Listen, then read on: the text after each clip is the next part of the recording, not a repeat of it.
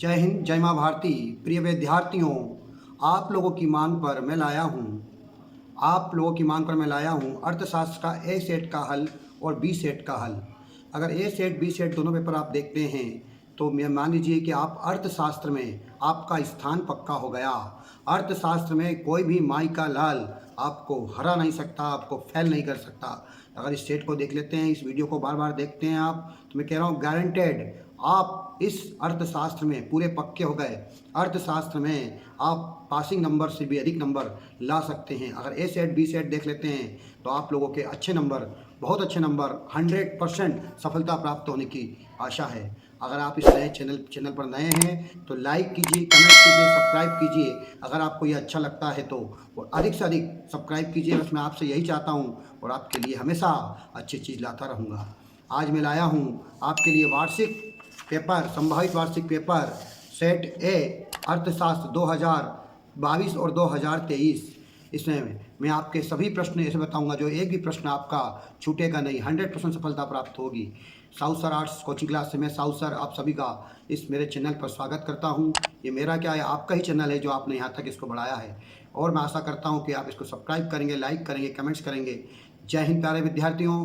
तो लीजिए, आपके सामने प्रस्तुत है ए सेट, जो काफ़ी टाइम से आप लोग इसकी मांग कर रहे थे कि सर आप इसका एक वीडियो बनाकर हमारे पास भेजिए।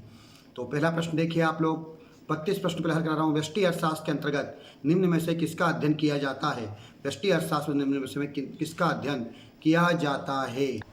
तो इस प्रश्न का हल है आपका आएगा व्यक्तिगत इकाइयों का।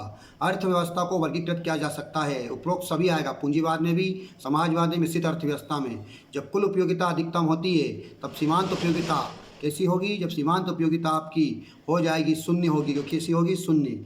अगला आता है उदासीन वक्र होता है मूल बिंदु की ओर उन्नतोदर। उपयोगिता का संबंध होता है तो क्या आएगा इसमें? उपयोगिता संबंध होता है मानव की आवश्यकता की पूर्ति से। किसी वस्तु का मानवीय आवश्यकताओं की पूर्ति की क्षमता को कहते हैं, क्या कहते हैं? उपयोगिता। गिफिन वस्तुओं के लिए मांग की लोच होती है बेलोचदार। साधन की एक इकाई बढ़ने पर कुल उत्पादन में होने वाली वृद्धि क्या कहलाएगी? सीमांत वृद्धि कहलाएगी।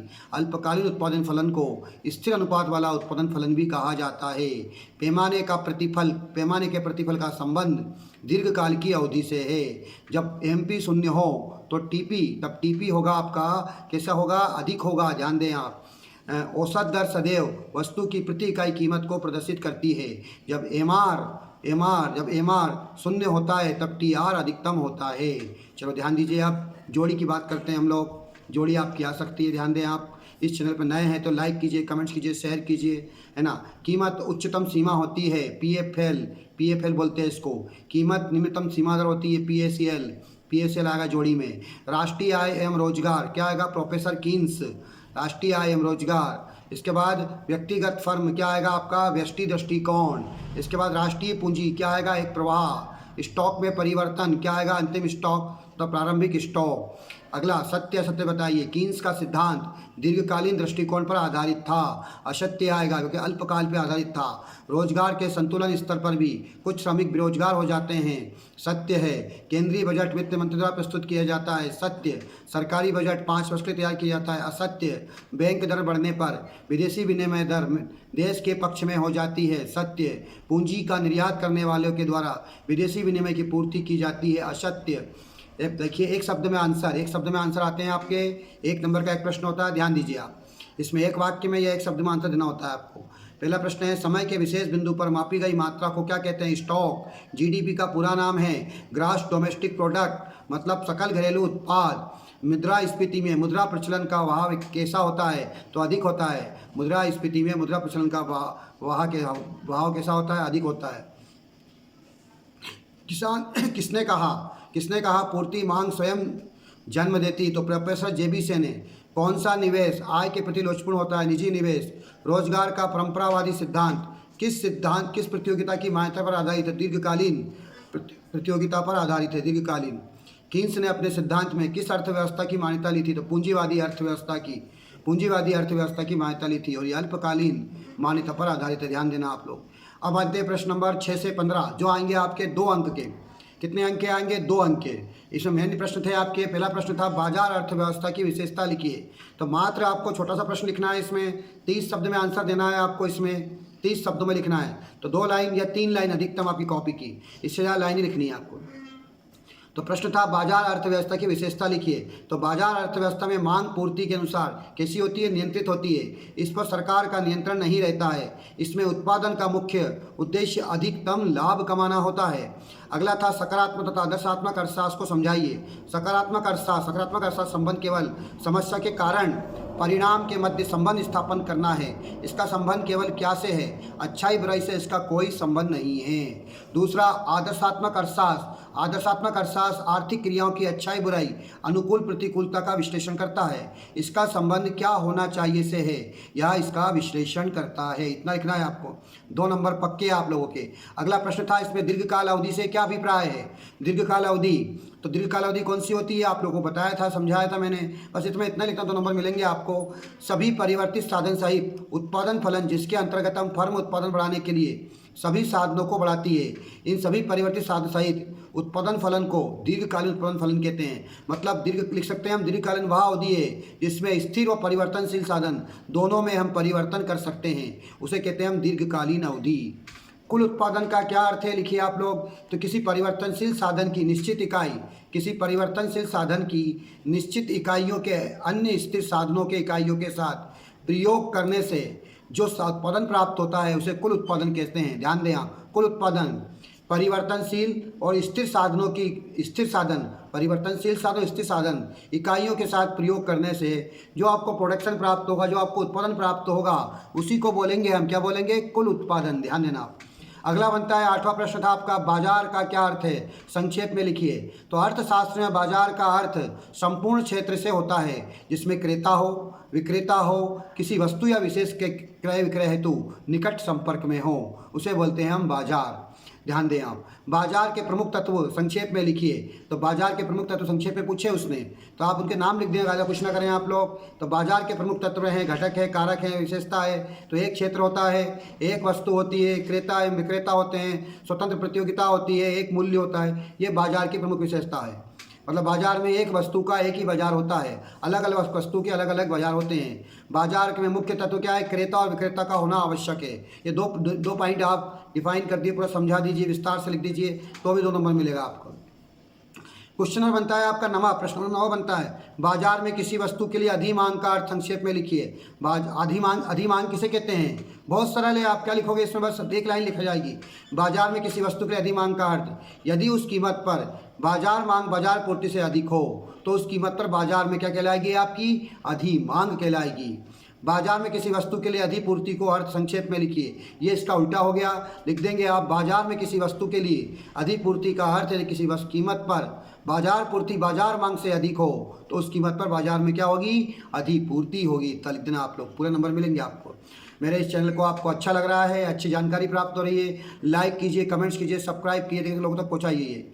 हस्तांतरण भुगतान क्या है? कुछ व्यक्तियों और परिवारों को ऐसी मौद्रिक आय भी प्राप्त होती है जो कि बिना अपने साधनों का अपनी सेवाओं की पूर्ति किए प्राप्त होती है। जैसे कौन से? बेरोजगारी भत्ता, सकल बेरोजगारी भत्ता, वृद्धा पेंशन, पेंशन राहत, क्षतिपूर्ति आदि इन भुगतानों को सामूहिक रूप से हस्तांतरण भुगतान कहा जाता है। सकल राष्ट्रीय उत्पाद से आप क्या समझते हो? सकल राष्ट्रीय उत्पाद क्या है? सकल राष्ट्रीय उत्पाद GNP है। यह एक बड़ी अवधारणा है। इसमें सकल राष्ट्रीय उत्पाद, सकल घरेलू उत्पाद के साथ विदेशों से प्राप्त शुद्ध साधन आय को जोड़ दिया जाता है, जिसे बोलते हैं हम सकल राष्ट्रीय उत्पाद। अगला प्रश्न बनेगा आपको, राष्ट्रीय आय की परिभाषा दीजिए। NI मतलब नेशनल इनकम क्या है? तो राष्ट्रीय आय से अभिप्राय किसी देश में एक वर्ष में उत्पन्न सभी वस्तुओं और सेवाओं के योग से होता है। राष्ट्रीय आय पर साधन लागत पर शुद्ध घरेलू उत्पाद विदेशों से प्लस विदेशों से प्राप्त शुद्ध साधन आय को जोड़ दिया जाता है। मतलब देश से बनने वाले सामान और विदेश से प्राप्त होने वाला आय वाय का विवरण जोड़ दिया जाता है, उसको बोलते हैं हम राष्ट्रीय आय।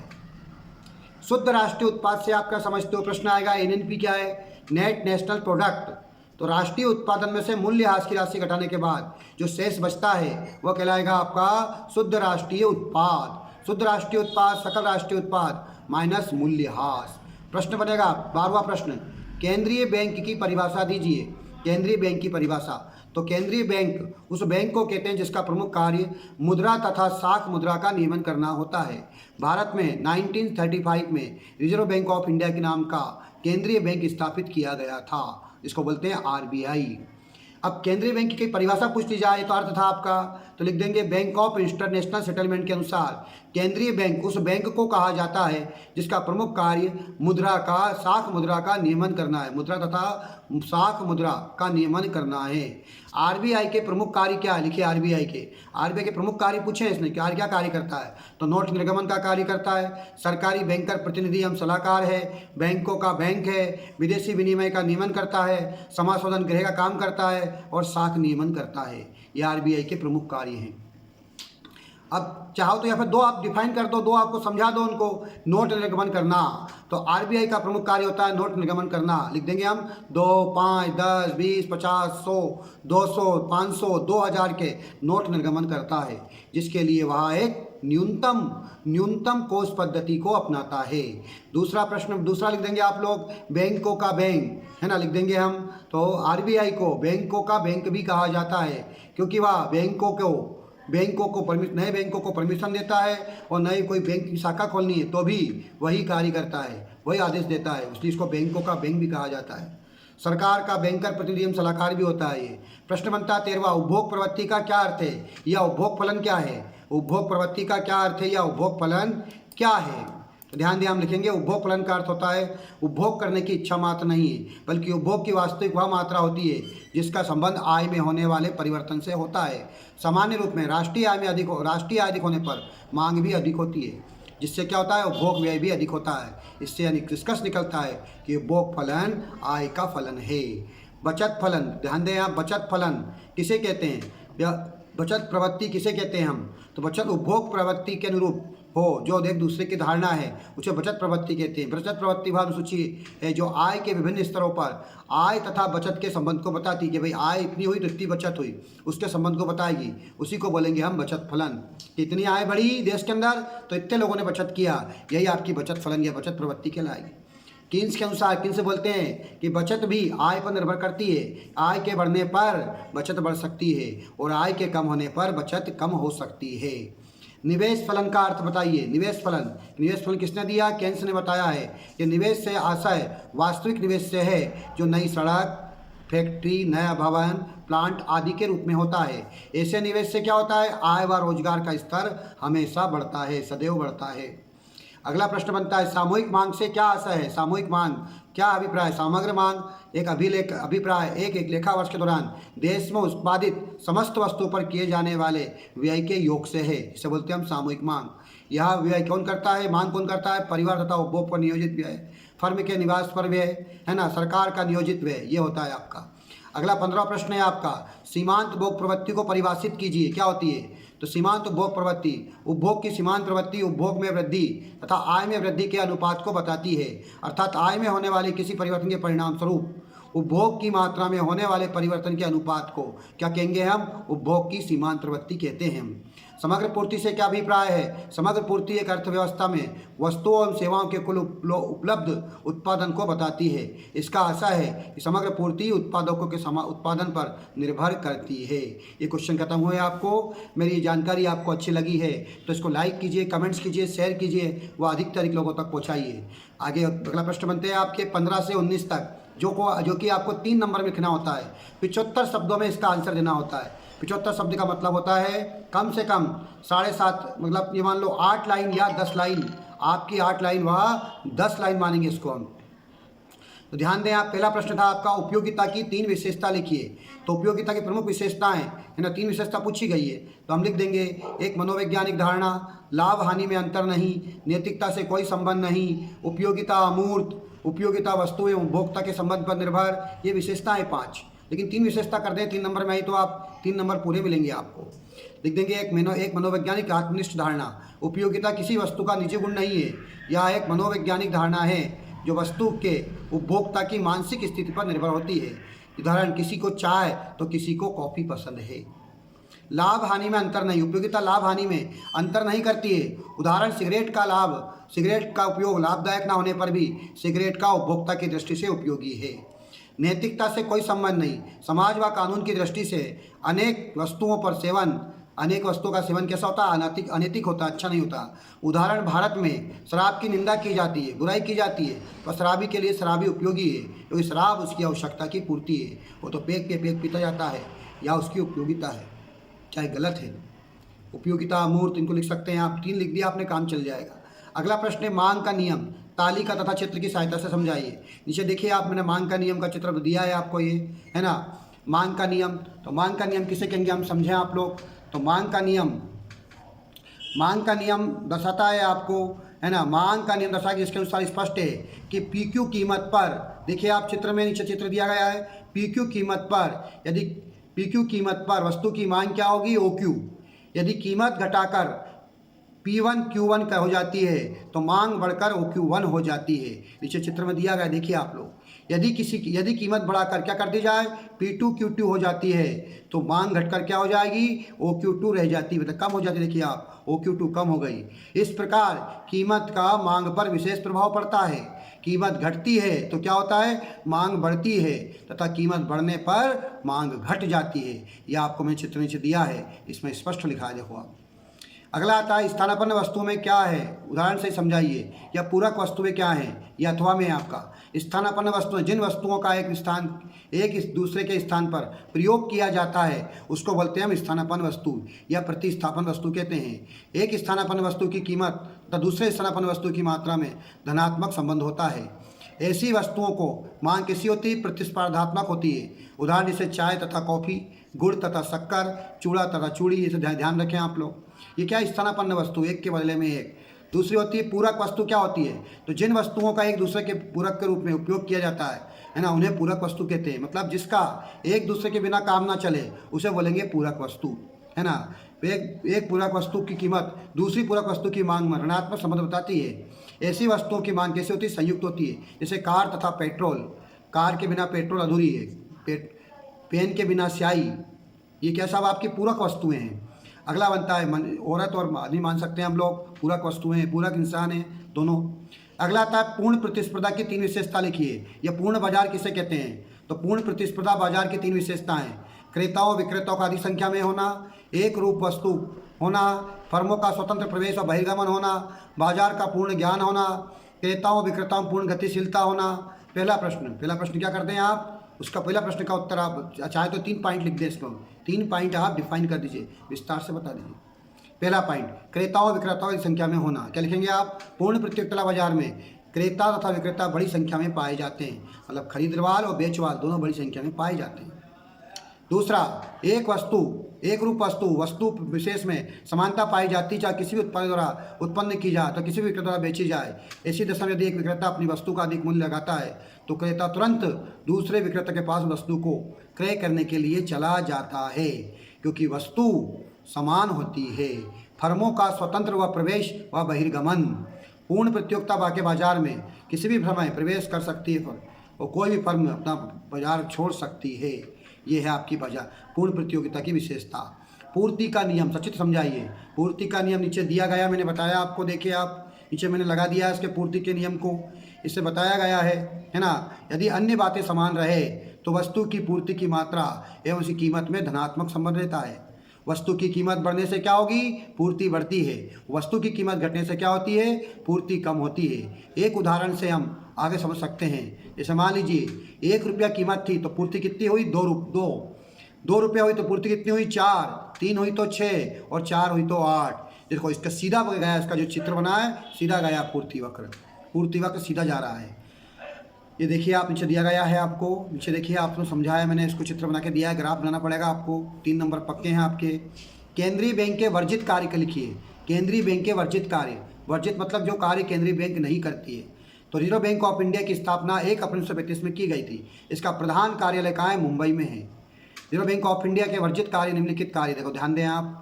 रिजर्व बैंक ऑफ इंडिया ऋण व अग्रिम प्रदान नहीं करता है। रिजर्व बैंक ऑफ इंडिया जनता के ब्याज पर जमा स्वीकार नहीं करता है। रिजर्व बैंक ऑफ इंडिया निश्चित अवधि के लिए ऋण भी नहीं देता है। रिजर्व बैंक ऑफ इंडिया गैर जमानती ऋण भी नहीं देता है। रिजर्व बैंक ऑफ इंडिया किसी प्रकार का व्यवसाय नहीं करता है, न किसी व्यापारिक संस्था में हिस्सेदार बनता है। रिजर्व बैंक ऑफ इंडिया किसी भी व्यापारिक संस्था को आर्थिक सहायता नहीं देता है। ये खत्म हुआ। आपको 3 नंबर प्राप्त होगा। केंद्रीय बैंक और व्यापारिक बैंक में अंतर लिखिए, 3 अंतर लिख दोगे तो काम चल जाएगा, है ना। तो लिखेंगे हम केंद्रीय बैंक और व्यापारिक बैंक में अंदर। भारतीय बैंकिंग व्यवस्था में केंद्रीय बैंक का सबसे ऊंचा स्थान है, जो कौन सा है, आरबीआई। जबकि व्यापारिक बैंक बैंकिंग व्यवस्था का सदस्य मात्र है। देश में केंद्रीय बैंक एक ही होता है, जबकि देश में अनेक व्यापारिक बैंक हो सकते हैं। केंद्रीय बैंक पर स्वामित्व केंद्र सरकार का होता है, जबकि व्यापारिक बैंक पर स्वामित्व सरकार का या जनता का भी हो सकता है। केंद्रीय बैंक पर केंद्र सरकार का नियंत्रण रहता है, जबकि व्यापारिक बैंकों पर रिजर्व बैंक का नियंत्रण रहता है। केंद्रीय बैंक की स्थापना का उद्देश्य देश की अन्य बैंकों का नियमन एवं नियंत्रण है, जबकि व्यापारिक बैंकों की स्थापना का मुख्य उद्देश्य लाभ प्राप्त करना है। चलिए ध्यान दीजिए, अब क्रमांक 20 से 23 ये 4 नंबर के प्रश्न हैं, निबंधात्मक होते हैं। ये 120 शब्दों में लिखना होता है, या जो पूछा जाए इसका आंसर देना होता है। ये कम से कम आपको प्रश्न लिखने पड़ते हैं 15 लाइन या 20 लाइन में, कम से कम आपकी 15-20 लाइन में, जब आपको 4 अंक मिलते हैं। चलिए पहला प्रश्न है इसमें, जब सीमांत उपयोगिता घटती है तब कुल उपयोगिता किस दर से बढ़ती है, चित्र द्वारा समझाइए।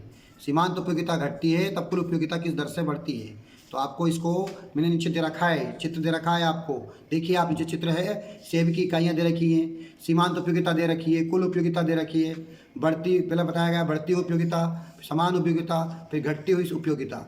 सेब की इकाई दे रखी मैंने बताया, इसमें ये सब की इकाई मतलब 1 है तो सीमांत उपयोगिता कितनी है 10, कुल उपयोगिता कितनी है आपकी 10। सेब की इकाई 2 है तो कुल उपयोगिता सीमांत उपयोगिता कितनी है 8। इस प्रकार कुल उपयोगिता कितनी है 18। इसे देखा आप लोग 1 से लेके देखो क्या हुआ 5 तक क्या हो रही है, ये 30 हो गई है। इसको बोलते हैं हम बढ़ती हुई उपयोगिता, बढ़ती हुई उपयोगिता। ऐसा चित्र बना सारणी बना देंगे, इसको हम किस प्रकार से लिखेंगे। फिर 6, 7, 8 देखा आपने, समान उपयोगिता 6 हुई तो कितनी हुई, सीमांत उपयोगिता 0 हुई, और समान उपयोगिता हो कहलाई इसको। फिर इसके बाद में कैसी हुई, घटती हुई, -2 -4, यहाँ क्या हुई 28 और 24, घटती हुई उपयोगिता हुई यहाँ पे हुई। बस तालिका के माध्यम से आप इसको डिफाइन करो, तालिका ही मेन है इसमें। ये मैंने चित्र मैंने आपको नीचे दे दी है आपको, तो इस चित्र में देखकर आप इस तालिका को बना लेना आपको इस प्रकार से। उपयुक्त तालिका विशेषण सीमांत उपयोगिता कुल उपयोगिता के संबंध में निम्नलिखित बातों को लिखेंगे हम। तो संतुष्टि की सीमा के पहले प्राप्त होने वाली उपयोगिता कैसी होती है, धनात्मक। शुरुआत में उपयोगिता कैसी होगी, धनात्मक, तेज गति से प्लस करेगी। परंतु वस्तु की उत्तरोत्तर इकाई प्राप्त होने वाली उपयोगिता क्रमशः कम होती जाती है। उपभोग से प्राप्त होने सीमांत उपयोगिता कैसी होती है, घटती जाती है, और कुल उपयोगिता में वृद्धि होती जाती है। पूर्ण संतुष्टि के बिंदु पर सीमांत उपयोगिता शून्य हो जाती है, परंतु कुल उपयोगिता वाली स्थिति में स्थिर रहती है। इसके उपरांत कुल उपयोगिता बढ़ने पर बंद हो जाता है। इसलिए कहा जाता है कि जब सीमांत उपयोगिता शून्य होती है तब कुल उपयोगिता अधिकतम होती है। ऐसे आप इसको लिख देना, आपके पूरे नंबर आपको प्राप्त होंगे। अथवा था इसका प्रश्न आपका कि मांग की कीमत लॉज की विभिन्न श्रेणियाँ लिखिए। मांग की कीमत लॉज की विभिन्न श्रेणियाँ, मांग की कीमत लॉज किसे कहते हैं, इसकी विभिन्न प्रकार लिखिए, ऐसा आ जाए, है ना। तो मांग की कीमत लॉज इसके विभिन्न प्रकार बताइए। तो प्रोफेसर मास्टर के अनुसार बात करें हम, किसी बाजार में मांग की कीमत लॉज का अधिक होना इस बात पर निर्भर करता है कि मूल्य में निश्चित कमी होने से मांग अधिक बढ़ती है, या मांग में कल निश्चित वृद्धि होने पर मांग घटती है। मांग की कीमत लॉज में थोड़े से परिवर्तन के परिणाम स्वरूप मांग की मात्रा में होने वाली परिवर्तन की माप क्या कहलाती है, मांग की लॉज कहलाती है। मांग की लॉज निम्न प्रकार की होती है। पहली होती है मांग की कीमत लॉज। मांग की कीमत लॉज इस बात की व्याख्या करती है कि वस्तु की कीमत में परिवर्तन के परिणाम स्वरूप इसकी मांग में क्या प्रभाव पड़ता है। मांग की कीमत लॉज में थोड़े से परिवर्तन के परिणाम स्वरूप क्रय की गई मात्रा के अनुपातिक परिवर्तन को कीमत के अनुपातिक परिवर्तन से भाग देने पर यह प्राप्त होती है। सूत्र लिख देंगे हम, मांग की कीमत लॉज मांग की मात्रा अनुपातिक परिवर्तन बटा कीमत में अनुपातिक परिवर्तन। मांग की आय लॉज, मांग की आय लॉज का आशा है उपभोक्ता की आय में परिवर्तन के परिणाम स्वरूप वस्तु की मांग के अनुपात में परिवर्तन होते हैं। यदि वस्तु की कीमत अन्य बातें समान रहे तो मांग में होने अनुपातिक परिवर्तन को आय में होने अनुपातिक परिवर्तन से भाग देने पर मांग की आय लॉज प्राप्त होती है। मांग की आय लॉज का सूत्र है वस्तु की मात्रा में अनुपातिक परिवर्तन बटा आय में अनुपातिक परिवर्तन। इसे दिया गया है आपको चित्र में। मांग की आड़ी लॉज है ना, यदि एक से वाय दूसरे के स्थानापन्न है अथवा एक दूसरे के पूरक हैं तो इनमें से एक वस्तु की कीमत में परिवर्तन का दूसरी वस्तु की कीमत पर प्रभाव पड़ेगा। मांग की आड़ी लॉज में दर की ओर संकेत करती है, जिससे कि एक वस्तु की कीमत में परिवर्तन के परिणाम स्वरूप दूसरी की वस्तु की मांग में क्या होता है, परिवर्तन होता है। इसका सूत्र भी लिख देंगे, मांग की आड़ी लॉज बराबर एक वस्तु की मांग में अनुपातिक परिवर्तन बटा वाय वस्तु की कीमत में अनुपातिक परिवर्तन। अगला प्रश्न बनता है आपका, पैमाने के प्रतिफल की अवधारणा को समझाइए। पैमाने के प्रतिफल की अवधारणा को समझाइए। आपको इस चैनल पर नए हैं तो लाइक कीजिए, कमेंट्स कीजिए, शेयर कीजिए, सब्सक्राइब कीजिए, ताकि आपको हर अपडेट इसकी प्राप्त होती रहे। आपको इस चैनल पर सब चीज़ें प्राप्त होगी, है ना। मेरा ही बच्चों से आपसे कहना है कि मुझे जल्दी से जल्द आप लोग सब्सक्राइब करवाएं, लाइक करवाएं, कमेंट्स कराएं, शेयर कराएं, ताकि लोगों को इसका फ़ायदा मिले। देखो, पैमाने के प्रतिफल की अवधारणा समझाइए। पैमाने के प्रतिफल की अवधारणा इस बात का अध्ययन करती है, जब किसी वस्तु के उत्पादन में होने वाले सभी साधनों को बढ़ाया जाए तो उसके उत्पादन पर क्या प्रभाव पड़ता है। दीर्घकाल में बात करें हम, दीर्घकाल में उत्पादन के सभी साधन कैसे होते हैं, परिवर्तनशील होते हैं। दीर्घकाल में कुल उत्पादन का अध्ययन किया जाता है। पैमाने के प्रतिफल नियम के उत्पादन के सभी साधनों को एक साथ एक ही अनुपात में परिवर्तित करते हैं, जिससे उनके संयोजन के अनुपात में कोई अंतर नहीं आता है। इस नियम की 3 अवस्थाएं हैं। पहली अवस्थाएं कौन सी, पैमाने का बढ़ता प्रतिफल, दूसरा है पैमाने का घटता प्रतिफल, तीसरा है पैमाने का समान प्रतिफल।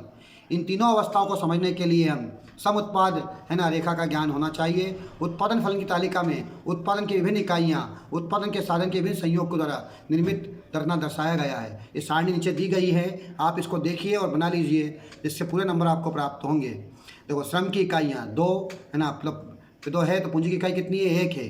कुल उत्पादन कितना हुआ है उस समय, 8 है ना। इनके नाम लिखिए ऊपर खाने में, श्रम की इकाइयाँ, पूंजी की इकाइयाँ, साधनों की मात्रा में प्रतिशत वृद्धि, कुल उत्पादन में प्रतिशत वृद्धि, पैमाने का प्रतिफल। फिर आएगा आपका 2 प्लस पूंजी की 1 इकाई, यहाँ पे कुछ भी नहीं, फिर आपका कुल उत्पादन 8, फिर 0 0। फिर जब श्रम की इकाई बढ़ाई आपने 4 करी, डबल करी, प्लस करी, पूंजी की इकाई कितनी हो गई आपकी 2 बढ़ाई आपने, साधनों की मात्रा कितनी बढ़ाई आपने 100%, कुल उत्पादन कितना हो गया आपका 20, कुल कितना उत्पादन हुआ आपका 150%। जैसे वो लगाया वृद्धिमान प्रतिफल, बढ़ता प्रतिफल। अगला आती है आपकी 8 प्लस है ना 4 पूंजी की इकाइयाँ 100, कुल उत्पादन होता है आपका 40, कितना बढ़ता है 100%, इसको बोलते हैं स्थिर साधन। स्थिर पैमाने का प्रतिफल के बराबर प्राप्त हुआ जितना लगाया हमने। अगला आता है आपका 16 प्लस 8 पूंजी की इकाइयाँ, साधनों का प्रतिशत कितना था 100, उत्पादन हुआ 68, कुल उत्पादन का प्रतिशत प्राप्त हुआ 70, इसको बोलेंगे हम हासमान प्रतिफल। चाहे तो आप तीनों को अलग अलग प्रकार से लिख सकते हैं। जिससे आप लिख दें आप नीचे के उदाहरण, पैमाने के बढ़ते प्रतिफल। अगर हम सभी साधनों को, स्थिर साधन परिवर्तनशील साधन को 20% बढ़ाते हैं और हमको उसका पैमाने का प्रतिफल प्राप्त होता है, कितना होता है 30%, तो उसको बोलते हैं हम बढ़ता प्रतिफल।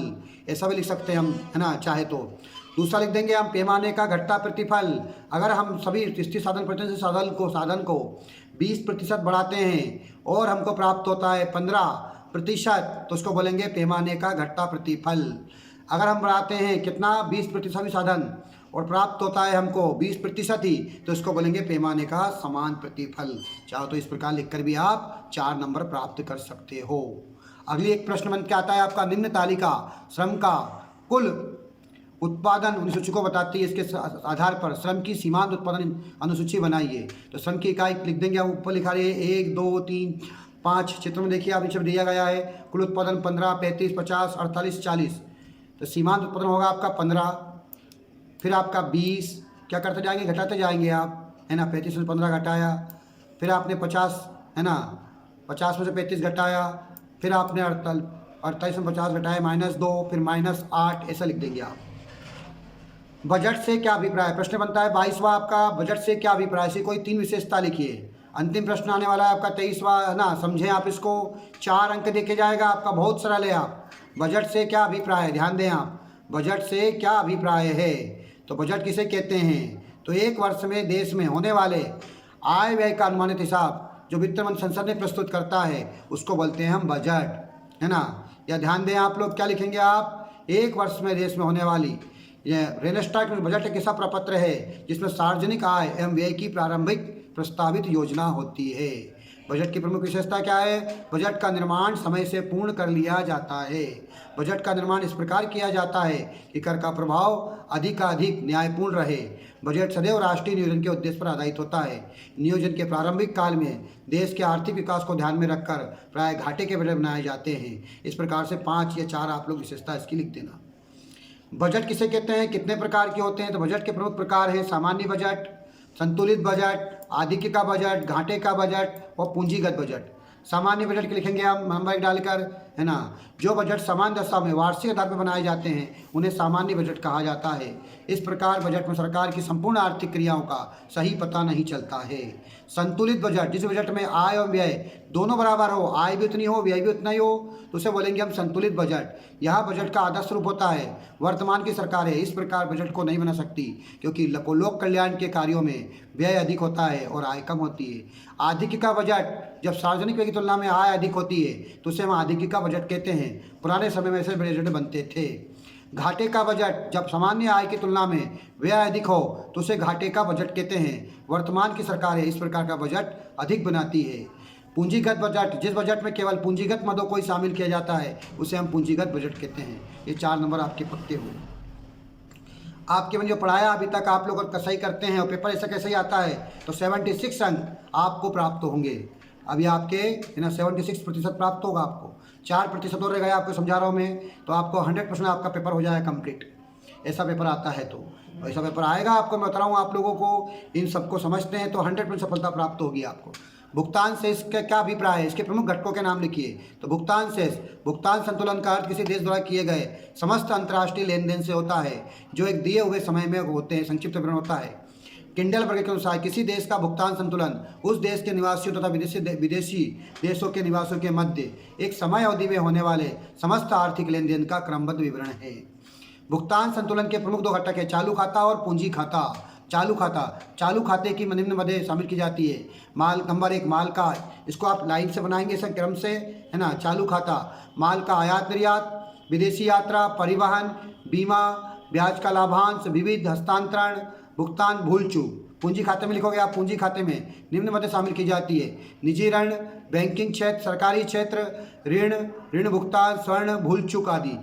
अंतिम प्रश्न अथवा इसका, है ना, भुगतान संतुलन में व्यापार संतुलन में अंतर लिखिए। व्यापार संतुलन और भुगतान संतुलन में अंतर। नंबर 1, व्यापार संतुलन में आयात निर्यात की जाने वाली दृश्य मदों को शामिल किया जाता है, जबकि भुगतान संतुलन में दृश्य मदों के साथ साथ अदृश्य मदों को भी शामिल किया जाता है।